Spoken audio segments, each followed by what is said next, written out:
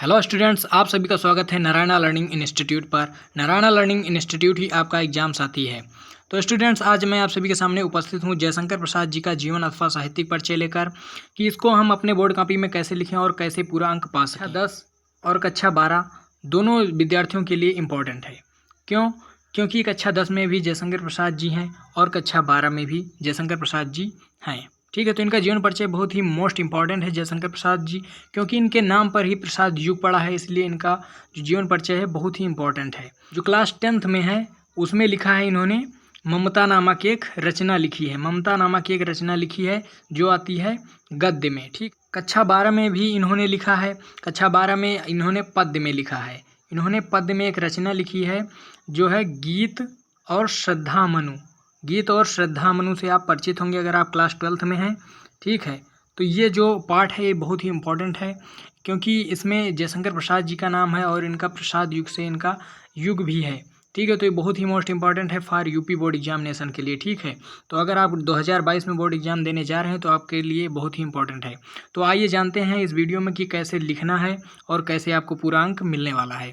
चलिए देखते हैं कि जयशंकर प्रसाद जी का जीवन अथवा साहित्यिक परिचय कैसे लिखें।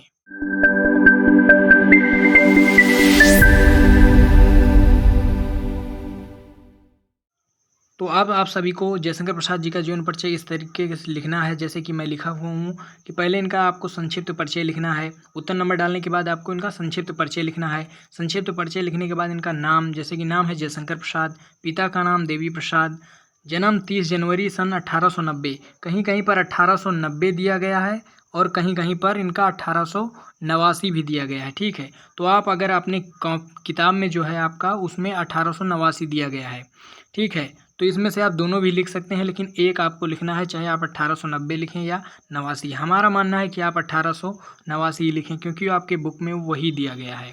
ठीक है, चलिए आगे बढ़ते हैं। इनकी मृत्यु 14 जनवरी सन 1937 को हुई। जन्म स्थान इनका काशी है। साहित्य में इनका स्थान नाटक के माध्यम से प्रसाद युग। देखा आपने, इन्हें प्रसाद युग कहा जाता है।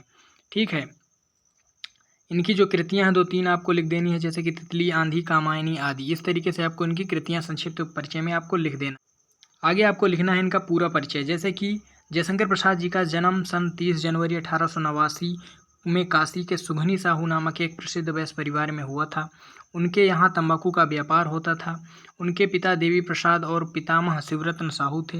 प्रसाद जी का जीवन सुखमय था। बचपन से ही उन्होंने अपने माता पिता के साथ कई तीर्थ यात्राएं की। यात्रा से लौटने के बाद पिता का और 4 वर्ष के बाद माता जी का निधन हो गया। प्रसाद जी की शिक्षा का भार उनके बड़े भाई शंभू रत्न साहू ने संभाला, किंतु स्कूल में मन न लगने के कारण वे अपने घर अंग्रेजी और संस्कृत का स्वाध्याय अध्ययन करने लगे। वे बचपन से ही साहित्यानुरागी थे, यानी कि उनके साहित्य के प्रति उनका लगाव था। प्रसाद जी का निधन क्षय रोग के कारण मात्र 47 वर्ष की उम्र में सन 1937 को हो गया। अब इसके बाद आपको क्या लिखना है, इनकी रचनाएं, जो मोस्ट इम्पॉर्टेंट रचनाएं हैं उनको आपको लिखना है। जैसे कि इनका महाकाव्य कामायनी, ये आपको जरूर लिखना है। ममता जो कक्षा 10 में है, ममता, आंसू और तितली, आंधी। इस तरीके से आपको 2 या 4 आपको लिख देनी है, मैक्सिमम 3 आपको लिखनी है। ठीक है, ये रचनाएं आप लिखकर बस इनका जीवन परिचय या साहित्यिक परिचय इसमें सब कुछ समाहित हो गया। अगर आप चैनल पर नए हैं तो चैनल को सब्सक्राइब करके बेल आइकन को प्रेस करना ना भूलें, ताकि नेक्स्ट वीडियो का नोटिफिकेशन आपके पास सबसे पहले पहुंचे। चलिए मिलते हैं नेक्स्ट वीडियो में, तब तक के लिए टेक केयर, बाय बाय, जय हिंद, वंदे मातरम।